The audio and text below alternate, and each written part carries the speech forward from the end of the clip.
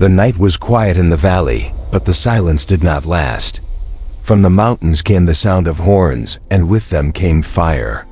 Villages that once glowed with warm lanterns now burned under the flames of war. People fled, children cried, and soldiers clashed in the fields where crops once grew. The world had turned dark, and in the middle of this chaos stood a young human girl, no more than 12 summers old. Her name was not known to the warriors because she was small, quiet, and seemed to matter little in such a war. Yet fate had chosen her for something no one could have imagined. While others ran, the girl stayed close to the forest's edge. She held a small pot in her hands, the smell of soup rising from it. She had made it with care, with what little food was left in her home. The war had taken everything else. Her father was gone to the front, her mother lost in the first wave of fire. She had no brothers or sisters to guide her.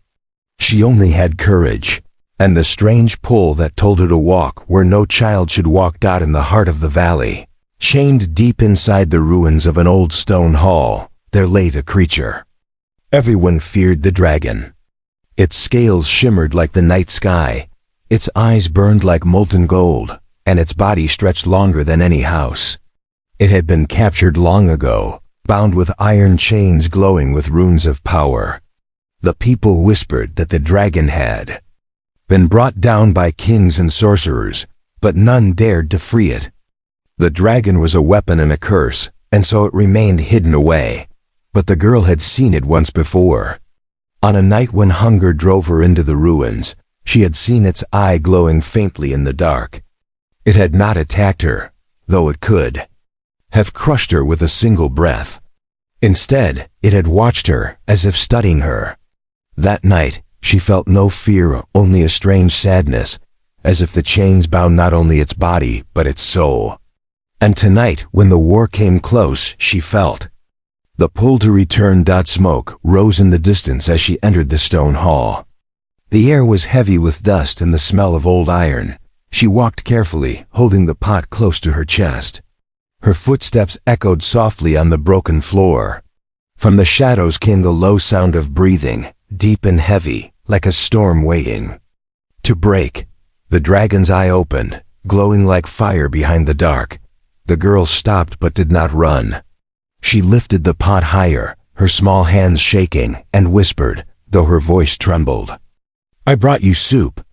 The dragon shifted, chains rattling, and its massive head lowered from the shadows. Its scales glittered with faint patterns, like stars scattered across the night. The eye that had once burned with fury now looked down on her with something else, curiosity. Its nostrils flared as it smelled the steam rising from the bowl. The girl took one step closer. The hall seemed to shrink around her, the dragon's presence filling every corner. She could feel its warmth, could hear the rumble in its chest.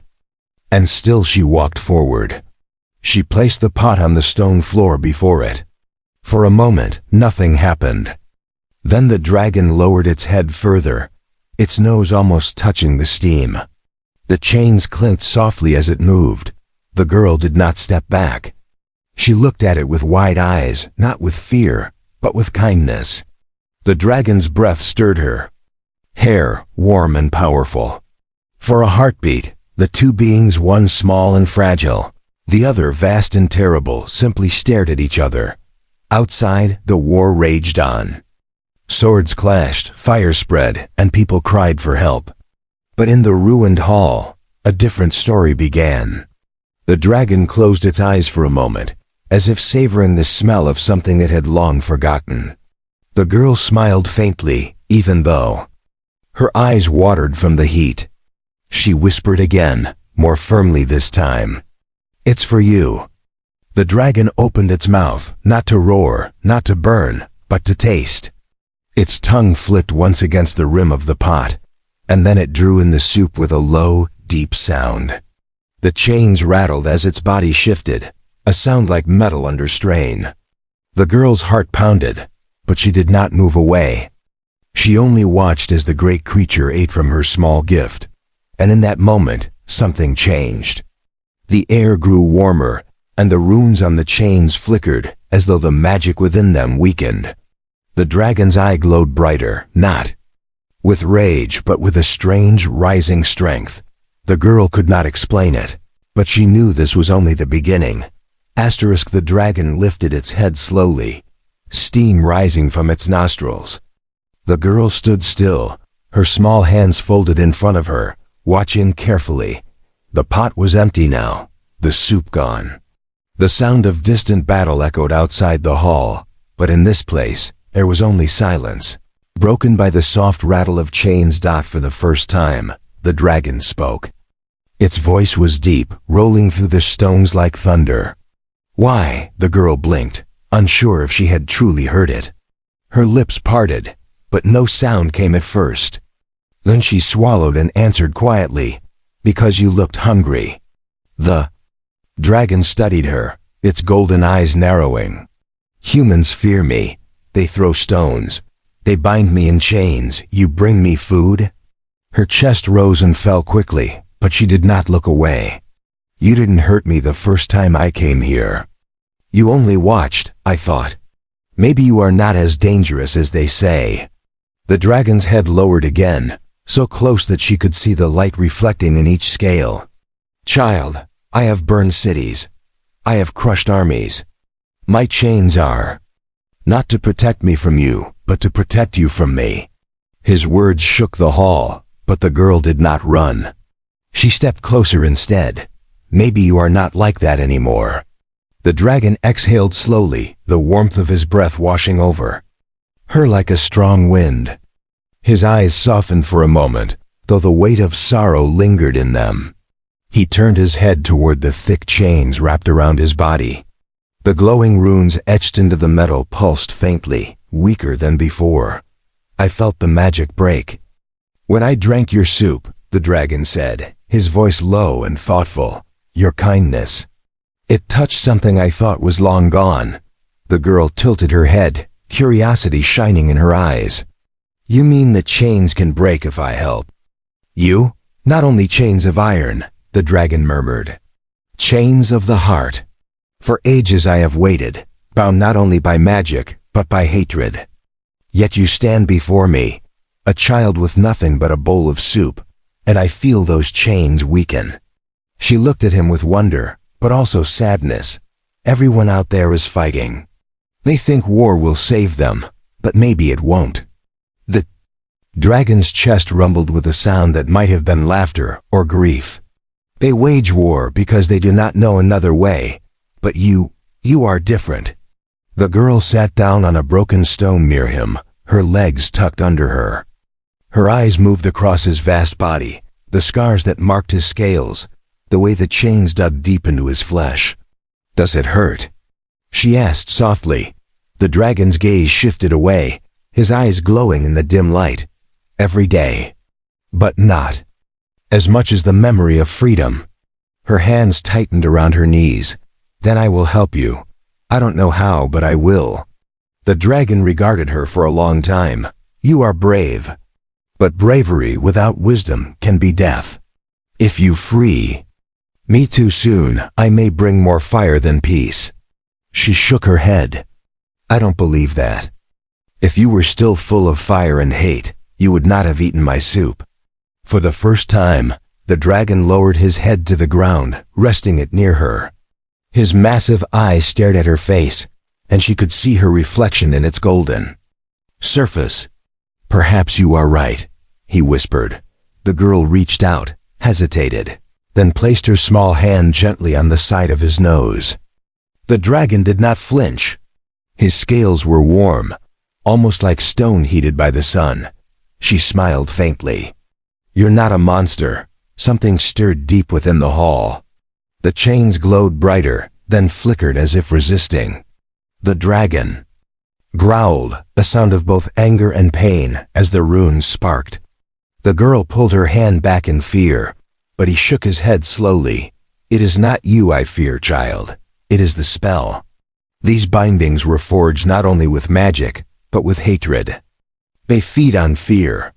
Your touch weakened them because you felt no fear." Her eyes widened. Then if I keep showing kindness, the chains will break? The dragon's gaze locked onto hers. Yes, but each act of kindness must be true. Only then can their power fade.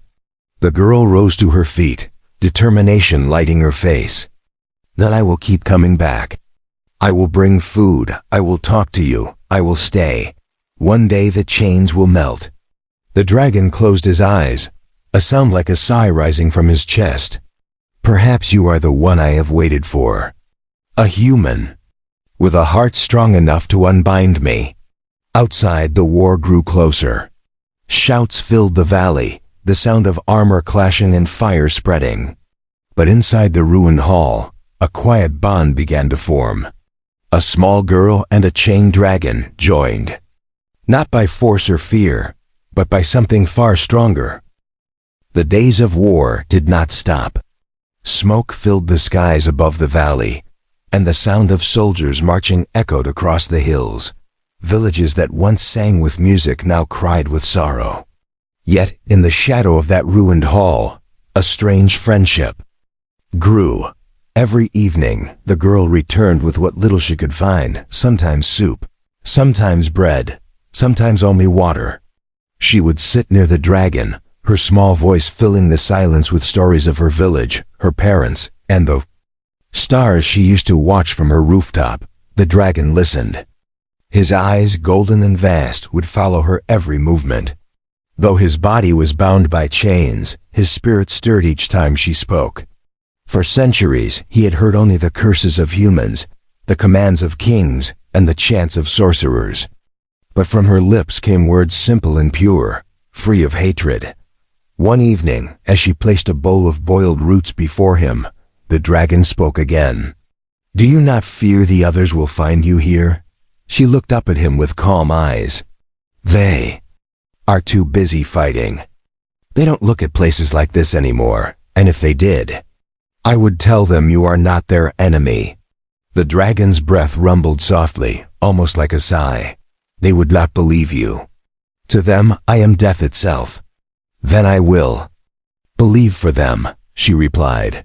Her words touched something deep inside the creature, something buried beneath centuries of anger. The chains hummed faintly, their runes flickering weaker than before. The girl noticed. "It's happening again," she whispered. "Your chains, they glow less." "Yes," the dragon answered. "Every act of kindness you give weakens them, but beware, child. There are those who would fear such change.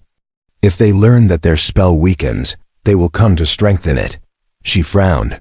"Then we must be careful." The dragon tilted his head, his massive scales shimmering like a sky full of stars. "You speak as though you are part of this fate." "I am," she said without hesitation. "You are not alone anymore." For a long while neither spoke. The girl ate quietly, offering him some of her bread. He accepted with care, using his tongue to take it without frightening her. The hall glowed faintly from the light of the setting. Sun slipping through cracks in the ceiling. Then a new sound reached them, footsteps. The girl stiffened, clutching the empty bowl. She turned toward the broken doorway. Outside, voices echoed, sharp and harsh. "Check the ruins," a soldier barked. "The enemy hides everywhere." The girl's heart pounded. She looked at the dragon, fear rising for the first time. The dragon's eyes narrowed, his body shifting slightly, chains rattling. "Go," he whispered firmly. "If they find you with me, they will kill you." But she shook her head. "I can't leave you." "You must," he growled, though his voice carried more sorrow than anger. "They will not show mercy. You are still a child. Live and return when it is safe." The girl trembled, but did not move toward the exit. She pressed her back against the dragon's warm scales, as if his presence gave her courage. "I will not let them hurt you again." The dragon's chest rumbled. For the first time, his chains seemed to resist violently, glowing brighter as if sensing danger. The runes hissed, sparks leaping from the metal. The girl gasped, reaching out to touch his scales again. "Stay calm," she whispered. "Please." Don't let them take your strength." The dragon exhaled slowly, forcing his body to still. The glow on the chains flickered once more, weakening just slightly. Voices grew closer. The sound of swords clinking against armor filled the air. The girl's eyes darted to the doorway. Soon, figures appeared, 3 soldiers, their armor dirty with soot, their eyes scanning the hall. One of them froze, his gaze landing on the massive dragon bound in chains. "By the gods," he breathed, "it still lives." Another soldier stepped forward, sneering. "The beast that destroyed half the kingdom, still alive? Why have we not finished it?" The third raised his spear. "We should strike it now." The girl leapt forward, standing between them and the chained creature. "No," she cried, "you can't." The soldiers stopped, startled by the sight of a child. "What is this?" One muttered, "A girl? She protects it." Another spat, "She must be cursed." The dragon growled low, his eyes blazing, but he did not move. His chains held him tight. The girl raised her voice, trembling but firm. "He is not your enemy. He does not deserve this." The soldiers laughed cruelly. "Not our enemy? This beast burned our lands. Do you know what you're saying, child?" She clenched her fists. "I know he is more than what you think. He is chained, suffering, and yet he has not harmed me. He deserves freedom, not hate." The soldiers looked at each other, uncertain. One spat on the ground. "Foolish girl. You are blinded by pity. Step aside, or we will cut you down with the beast." Behind her, the dragon's body tensed, chains sparking with violent energy. The girl placed a hand against his nose once. More. Her touch was steady now, her heart beating with courage. "You will not touch him," she said quietly. The soldiers hesitated. The air seemed heavier, the dragon's golden eyes burning brighter than fire. The hall shook faintly, as though the chains themselves struggled to hold against the bond forming between girl and dragon. For a moment, none moved, and in that moment, the war outside seemed very far away. The soldiers' spears glinted in the wind. Dim light of the ruined hall. The girl stood tall in front of them, though her legs trembled.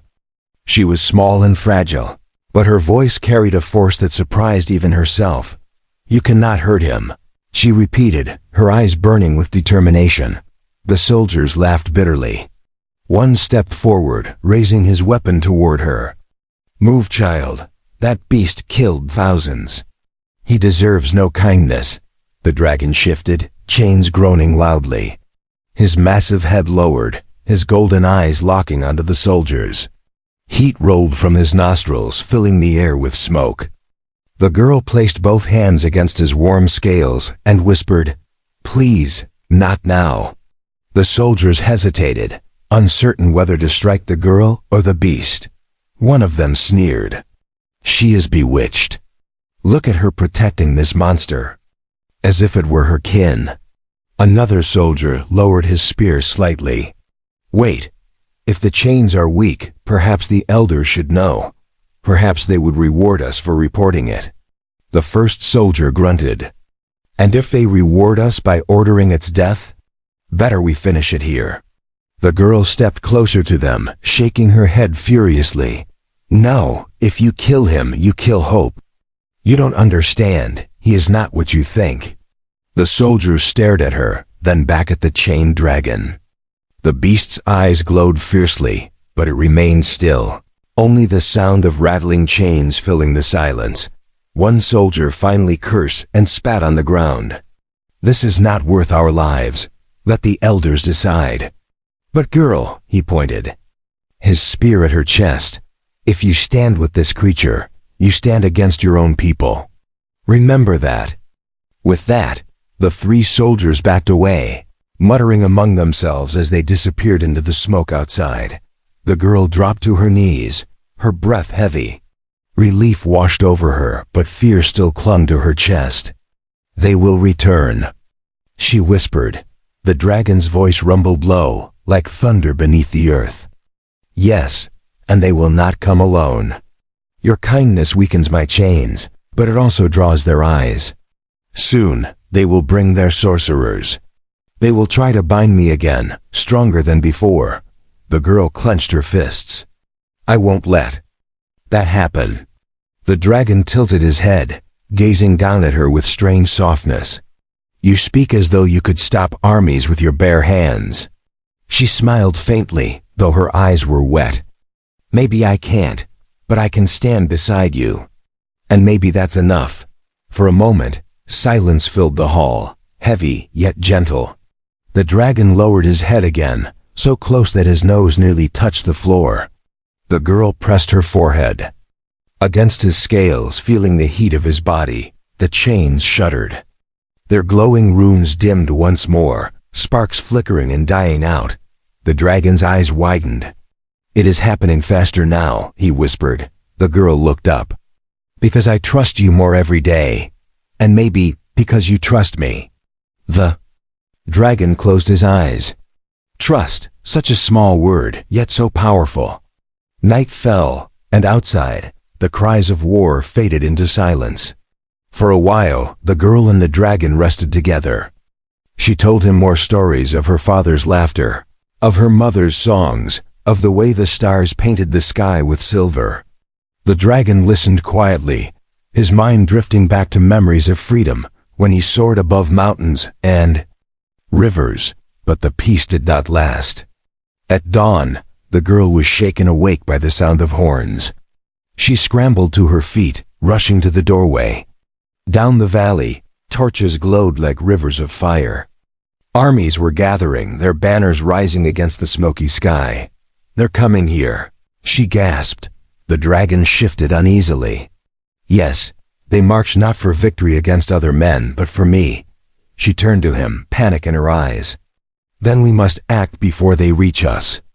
The dragon's chains rattled violently as he tried to move. Magic flared across the runes, forcing him still. He groaned in pain, his scales sparking with heat. The girl ran to him, her small hands pressing against his face. "Stay with me. Don't give in, I'll help you." Her touch glowed faintly, soft and warm, though she did not see it. The dragon felt it like sunlight breaking through a storm. His chest rose sharply, and the chains hissed as if burned. The girl's voice rose with courage. "You are not their weapon. You are not their curse. You are free." The runes flared once, then dimmed again, weaker than ever. The dragon's golden eyes widened. He could feel the bindings lose their grip, but outside, the sound of drums grew louder. The girl looked at him firmly. "We don't have much time." The dragon's head lowered close, his voice deep and steady. "Then I will teach you something no human has learned in centuries. Place your hand upon my chest." She hesitated, then obeyed, pressing her small palm against the scales above his heart. The warmth was almost unbearable, yet she did not flinch. Dragon's voice rumbled. "Feel the fire within me. Do not fear it. Let it touch you. If you carry even a spark of it, the chains will break faster." Her eyes widened. "But I am only human." "Human," the dragon said with a faint growl, "does not mean weak." She closed her eyes, focusing on the heat beneath her hand. Slowly, she felt it, a deep, endless flame, not of destruction but of life itself. Her breath quickened, her body trembling, yet she did not let go. And then, the chains groaned louder than before. Cracks spreading across the runes. The dragon let out a roar, not of rage but of awakening. And in that moment, the world outside seemed to hear it. The roar shook the valley like thunder rolling from the mountains. Birds scattered from the trees, and the armies outside froze in their march. The soldiers lifted their faces to the sky, fear striking them as the sound echoed through stone and fire. Inside the ruined hall, the girl fell back onto her knees, covering her ears from the force of it. The dragon's voice was power itself, yet when the sound faded, she lifted her head and smiled faintly. The chains that bound him glowed weak, cracks spreading along their length. The dragon's chest heaved, smoke curling from his nostrils. His golden eyes burned with strength, but not with anger. He looked down at the girl, and for the first time, she saw something almost human in his gaze. Gratitude. You carry my fire now, he said in a low voice. A spark rests within you. That is why the chains crack. The girl pressed a hand against her chest. She could feel it, the warmth deep inside, glowing faintly. It was frightening, but also comforting, as though she held a piece of the sun. What do I do with it? She asked. The dragon's gaze was steady. Do not let fear smother it. Fear feeds the chains. But kindness, courage, trust, these feed the fire. Her small face tightened with determination. Then I will keep it burning. Before the dragon could answer, the sound of footsteps filled the hall once more. This time it was not 3 soldiers, it was dozens. Armed men poured into the ruins, their armor flashing with steel. Behind them came figures in dark robes, the sorcerers. Their staffs glowed faintly, the same runes burning along their sides as those carved into the dragon's chains. There it is. One of the sorcerers cried. The beast still lives. Strengthen the bindings before it awakens further. The girl stepped forward, spreading her arms as if her small body could shield the dragon. No, she shouted. You don't understand, he is not your enemy. The soldiers raised their spears, some sneering, others hesitating. The sorcerers, however, wasted no time. They began chanting, their voices harsh, their staffs glowing brighter. The chains answered, the cracks closing, the runes sparking violently as the spell fought to restore its strength. The dragon roared again, straining against the magic.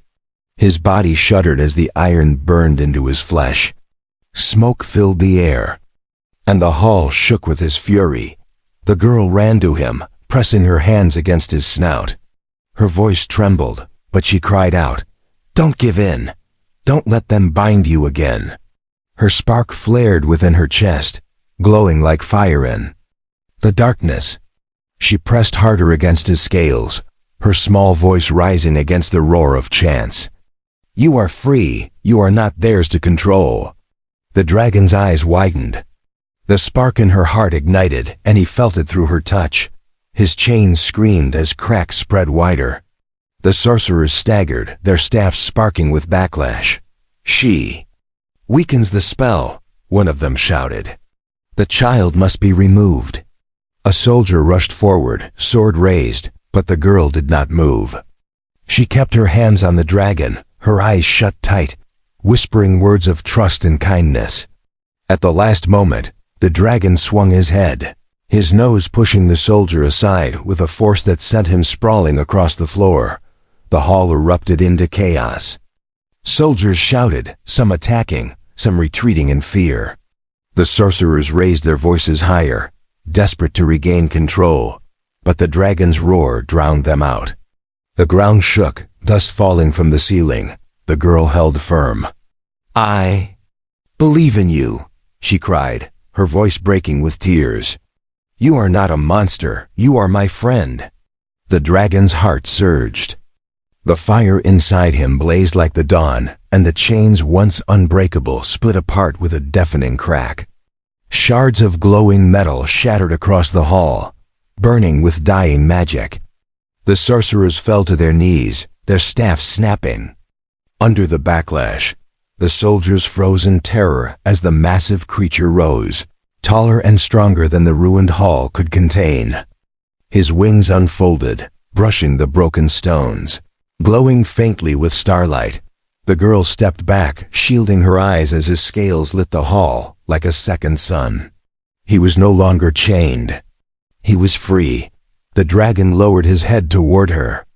His voice was deep, steady, and full of life. Because of you. She smiled through her tears, her small frame trembling with relief.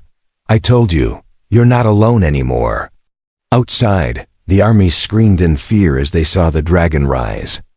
Above the ruins, horns blew and men scattered like leaves in the wind. The sorcerers who remained tried to flee, their broken staffs useless in their hands. The dragon spread his wings, the fire within him glowing brighter than any torch.